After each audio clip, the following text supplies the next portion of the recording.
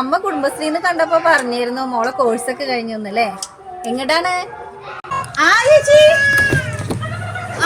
ഞാനേ ബാങ്കിലൊരു ഞാൻ വരാം.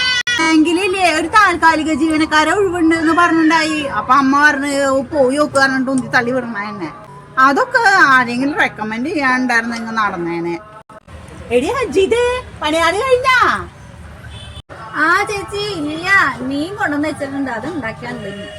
കുട്ടിയെ അറിഞ്ഞില്ലേ എനിക്ക് ബാങ്കിൽ ജോലി കിട്ടിയതറിഞ്ഞാ? ചേച്ചി ചേട്ടൻ പറഞ്ഞിരുന്നു ബാങ്കിൽ നിന്ന് വെച്ചിട്ട് കണ്ടൂന്ന്. കുട്ടിയെ അവിടെ പിന്നെ കാത്തിരിക്കണ്ടാവും എല്ലാരും. ഞാൻ ചെന്നല്ലാണ്ട് ഇപ്പൊ ഒരു പണി നടക്കില്ല അവിടത്തെ. അങ്ങനെയാണ്. പിന്നെ ഇപ്പൊ മാനേജറ് പുതിയ ഒരു പയ്യനാണ്. അപ്പൊ കൊച്ചിനും ഒന്നും അറിയില്ല.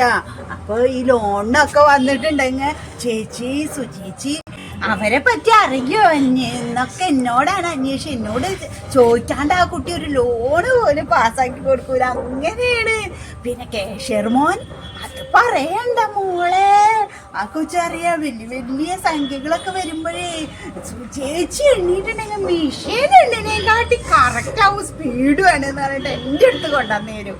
പിന്നെ ഇപ്പൊ കുട്ടിയെ വീട്ടിലെ ആൾക്കാരെ കൊണ്ട് ബഹളാണ്, പുറത്തിറങ്ങാൻ നിവൃത്തിയില്ല. ലോണിന്റെ ആൾക്കാരൊക്കെ ഇപ്പൊ എൻ്റെ അടുത്ത് പറയാണ് മാനേജറിനോടൊന്ന് പറയേ ശരിയാക്കി തരാന്നൊക്കെ പറഞ്ഞിട്ട്. അങ്ങനെ മോളെ അയ്യോ സമയം പോയി. എന്നെപ്പോ അവിടെ കാത്തിരിക്കണ്ടാവും. ഞാൻ പോവായിട്ട് മോളെ പിന്നെ വൈകിട്ട് വരുമ്പോ ഒക്കെ പറയാം. ശരി പൊക്കോളിട്ടാ. ലോൺ എന്തേലും ഉണ്ടെങ്കിൽ എന്നോട് പറഞ്ഞാ മതി, ഒക്കെ ശരിയാക്കി തരാട്ടാ. ശരി മോളെ പിന്നെ കാണാം. അല്ല ചേച്ചി ചേച്ചി ബാങ്കിലാണാ? അവിടുത്തെ അസിസ്റ്റന്റ് മാനേജർ എങ്ങാനാണോ? ചേച്ചി വിചാരിച്ച നടക്കു ചേച്ചി എനിക്ക് ജോലിയുടെ കാര്യം? അതൊന്നും എനിക്കറിയില്ല മോളെ. അതവിടെ ചായ വെക്കാൻ അടിച്ചോരി തുടക്കാനൊക്കെ പോണതാ.